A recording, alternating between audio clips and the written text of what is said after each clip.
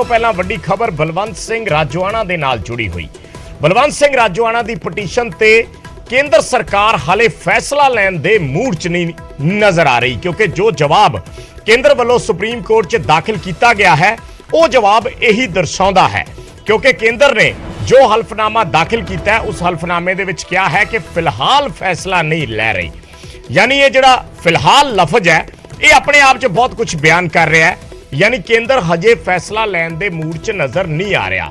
और हल्फनामे च लिखा गया है कि मौजूदा हालात और देश के अंदरूनी सुरक्षा कारणों को देखदियां हजे गृह मंत्रालय ने फैसला नहीं लिया है।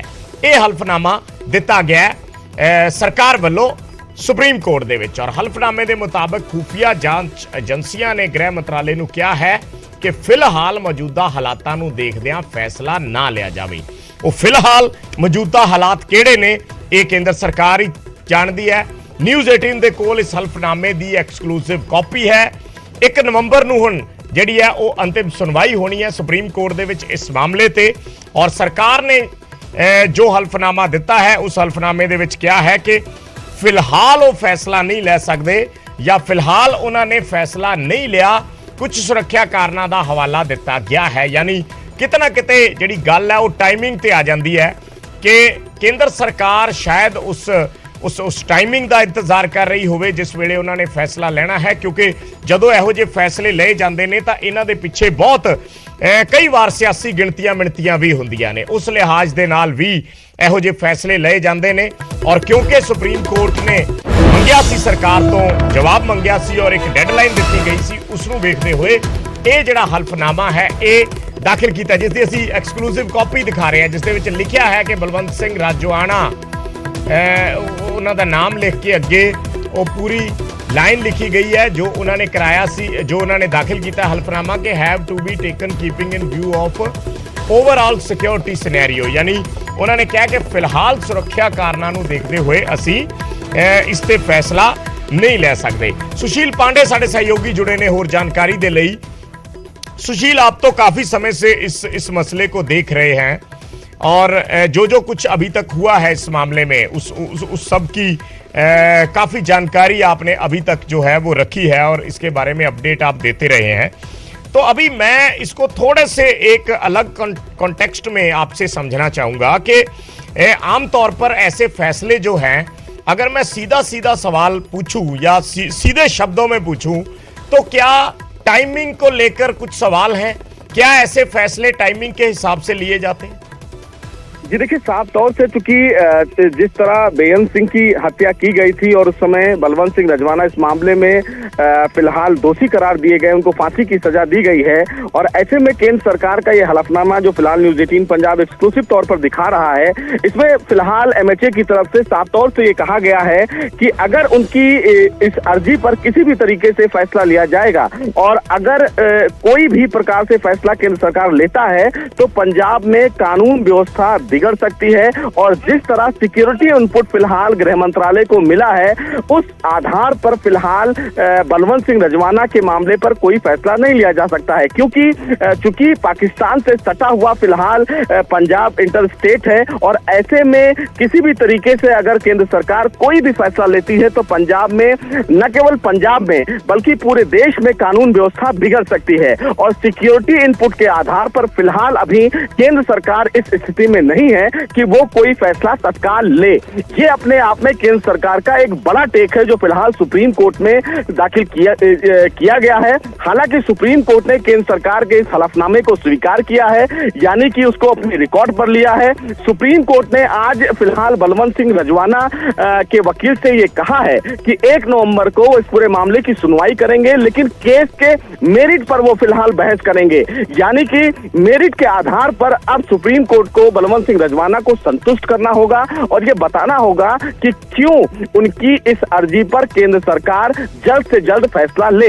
हालांकि केंद्र सरकार की तरफ से स्टैंड एकदम क्लियर है, और ये कहा गया है कि चूंकि मुख्यमंत्री की हत्या में ये मेन एक्यूज थे, और अगर केंद्र सरकार की तरफ से कोई फिलहाल उनकी अर्जी पर फैसला लिया जाएगा तो ये तय है कि पंजाब में कानून व्यवस्था और आतंकवाद की स्थिति जो है वो बिगड़ सकती है, बढ़ सकती है। लिहाजा अभी फिलहाल कोई फैसला लेने के विवेक के आधार पर गृह मंत्रालय नहीं है। तो अब ये माना जा सकता है कि केंद्र सरकार के इस हलफनामे को अगर सुप्रीम कोर्ट ने अपने रिकॉर्ड पर लिया है, यानी कि स्वीकार किया है, तो अब देखना बेहद अहम होगा कि जब 1 नवंबर को सुप्रीम कोर्ट इस मामले में सुनवाई करेगा तो क्या फैसला सुप्रीम कोर्ट करता है। लेकिन सुप्रीम कोर्ट के समक्ष केंद्र सरकार। सुशील, मैं आपसे एक बात और जानना चाहूंगा। हमारे साथ कमलदीप कौर राजोआना भी जुड़ गए हैं, जो बलवंत सिंह राजोआना की सिस्टर हैं। मैं उनसे भी बात करूंगा, लेकिन एक सवाल उनसे पहले मेरा आपसे है।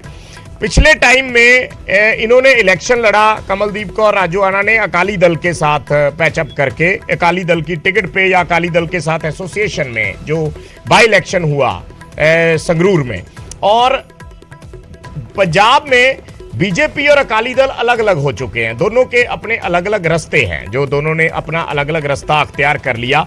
तो क्या उस रोशनी में, उस संदर्भ में इस फैसले के, जो केंद्र ने कहा है कि अभी हम फिलहाल इस पे फैसला नहीं ले सकते, या टाइमिंग को लेकर हम जो बात कर रहे हैं, क्या उसके सियासी मायने हैं?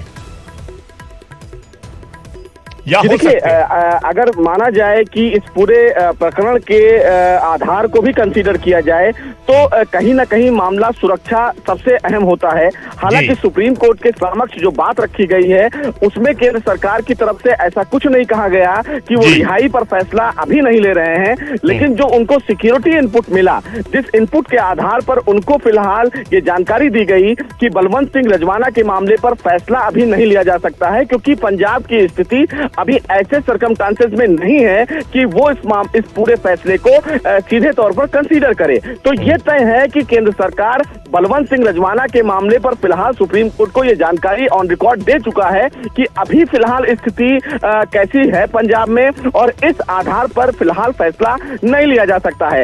हालांकि बलवंत सिंह रजवाना की तरफ से उनके वकील ने केंद्र सरकार की इस दलील का विरोध किया और उन्होंने कहा कि चूंकि बलवंत सिंह रजवाना का ये संवैधानिक अधिकार है, वो पिछले 26 सालों से जेल में है, लिहाजा केंद्र सरकार इस मामले को और लंबा टालना चाहती है। लेकिन केंद्र सरकार की तरफ से ऑन रिकॉर्ड ये जानकारी दी गई कि अगर कोई फैसला अभी लिया जाएगा तो कानून व्यवस्था बिगड़ जाएगी।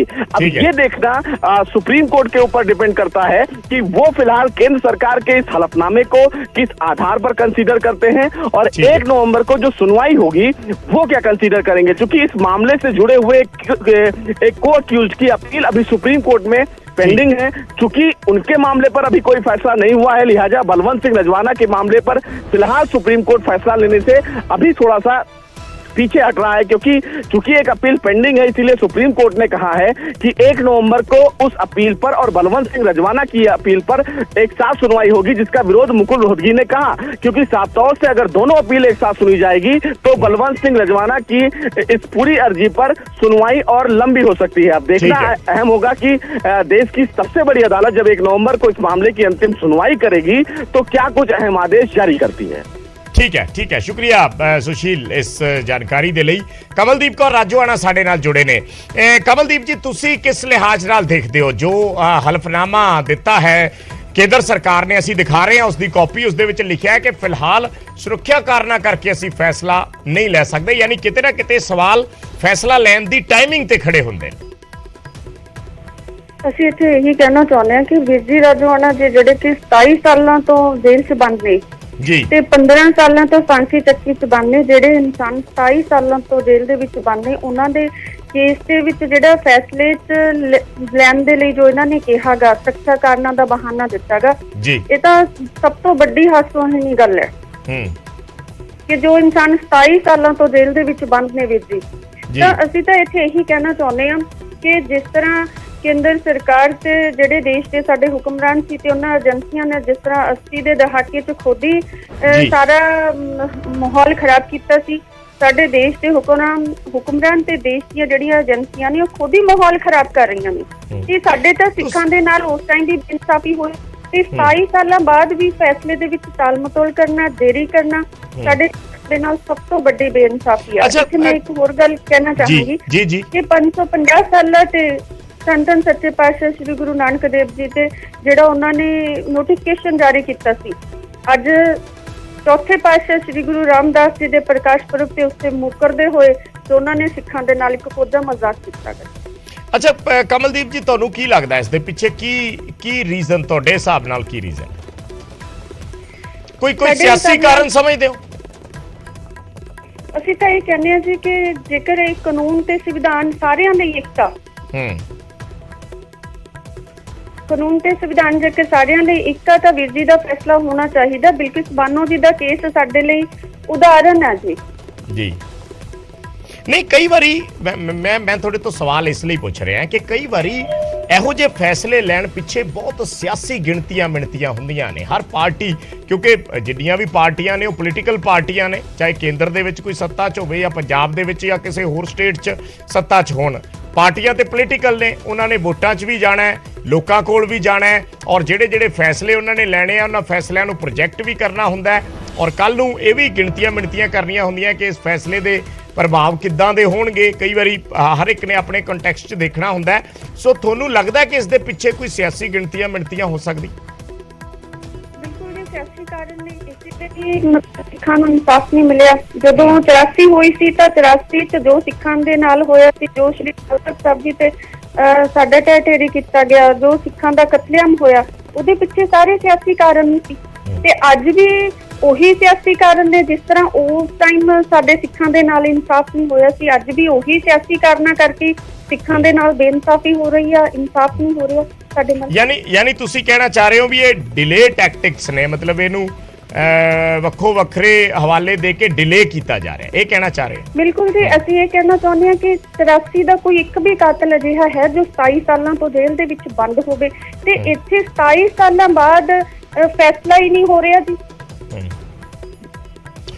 ਠੀਕ ਹੈ, ਧੰਨਵਾਦ। ਦੇ ਬਾਅਦ ਵੀ ਜੀ ਵੀਰ ਜੀ ਜਿਹੜੇ ਕਿ 15 ਸਾਲਾਂ ਤੋਂ ਫਾਂਸੀ ਚੱਕੀ ਦੇ ਵਿੱਚ ਬੰਦ ਬੈਠੇ ਨੇ, 27 ਸਾਲਾਂ ਬਾਅਦ ਵੀ ਫਾਂਸੀ ਚੱਕੀ 'ਚ ਬੈਠੇ ਫੈਸਲੇ ਦਾ ਇੰਤਜ਼ਾਰ ਕਰ ਰਹੇ ਨੇ। ਇੱਥੇ ਮੈਂ ਇੱਕ ਚੀਜ਼ ਜ਼ਰੂਰ ਕਹਿਣਾ ਚਾਹਾਂਗੀ ਕਿ 11 ਸਾਲਾਂ ਤੋਂ ਜਿਹੜੀ ਸ਼੍ਰੋਮਣੀ ਕਮੇਟੀ ਦੀ ਪਾਈ ਹੋਈ ਅਪੀਲ ਆ, ਪੈਂਡਿੰਗ ਪਈ ਆ, ਤੇ ਸਾਡੇ ਸਾਰੇ ਸਿੱਖ ਕੌਮ ਦੀਆਂ ਭਾਵਨਾਵਾਂ ਦੇ ਅਨੁਸਾਰ ਸ੍ਰੀ ਅਕਾਲ ਤਖ਼ਤ ਸਾਹਿਬ ਜੀ ਦੇ ਆਦੇਸ਼ ਤੇ ਅਪੀਲ ਸ਼੍ਰੋਮਣੀ ਕਮੇਟੀ ਵੱਲੋਂ ਪਾਈ ਗਈ ਸੀਗੀ। ਪੂਰੇ ਸਮੁੱਚੇ ਖਾਲਸਾ ਪੰਥ ਦੀਆਂ ਭਾਵਨਾਵਾਂ ਨਾਲ ਜੁੜਿਆ ਹੋਇਆ ਕੇਸ ਹੈ, ਤੇ 27 ਸਾਲਾਂ ਬਾਅਦ ਵੀ ਜੇਕਰ ਸਾਡੇ ਸਿੱਖਾਂ ਦੇ ਕੇਸ ਤੇ ਫੈਸਲਾ, ਵੀਰ ਜੀ ਦਾ ਕੇਸ ਤਾਂ ਇੱਕੋ ਇੱਕ ਕੇਸ ਆ, ਕਿ 27 ਸਾਲਾਂ ਬਾਅਦ ਵੀ ਸਰਕਾਰ ਫੈਸਲਾ ਨਹੀਂ ਕਰ ਰਹੀ। ਇਸ ਤੋਂ ਵੱਡੀ ਬੇਇਨਸਾਫੀ ਹੋਰ ਕੀ ਹੋ ਸਕਦੀ ਹੈ ਸਿੱਖਾਂ ਦੇ ਨਾਲ? ਠੀਕ ਹੈ, ਧੰਨਵਾਦ ਕਮਲਦੀਪ ਜੀ ਸਾਡੇ ਨਾਲ ਜੁੜਨ ਲਈ, ਆਪਣੀ ਗੱਲ ਰੱਖਣ ਲਈ। ਤਾਂ ਬੇਅੰਤ ਸਿੰਘ ਰਾਜੋਆਣਾ ਦਾ ਪਰਿਵਾਰ, ਉਹਨਾਂ ਦੀ ਭੈਣ ਕਮਲਦੀਪ ਕੌਰ ਰਾਜੋਆਣਾ, ਜਿਵੇਂ ਉਹਨਾਂ ਨੇ ਸਿੱਧਾ ਕਿਹਾ ਕਿ ਸਾਡੇ ਨਾਲ ਇਹ ਬੇਇਨਸਾਫੀ ਹੋ ਰਹੀ ਹੈ, ਇਹ ਡਿਲੇ ਟੈਕਟਿਕਸ ਨੇ, ਇਸ ਮਸਲੇ ਨੂੰ ਕਿਸੇ ਵੀ ਵਜ੍ਹਾ ਦੇ ਨਾਲ ਜਾਣਬੁੱਝ ਕੇ ਦੇਰੀ ਕਰਨ ਦੀ ਕੋਸ਼ਿਸ਼ ਕੀਤੀ ਜਾ ਰਹੀ ਹੈ, ਡਿਲੇ ਕੀਤਾ ਜਾ ਰਿਹਾ ਹੈ, ਔਰ ਸਿੱਧਾ ਉਹਨਾਂ ਨੇ ਕਿਹਾ ਕਿ ਸਾਨੂੰ ਇਸ ਫੈਸਲੇ ਦੇ ਵਿੱਚ ਜਲਦੀ ਤੋਂ ਜਲਦੀ ਕੇਂਦਰ ਸਰਕਾਰ ਨੂੰ ਕੰਸੀਡਰ ਕਰਨਾ ਚਾਹੀਦਾ ਔਰ ਇਸ ਬਾਬਤ ਛੇਤੀ ਆਪਣਾ ਫੈਸਲਾ ਲੈਣਾ ਚਾਹੀਦਾ।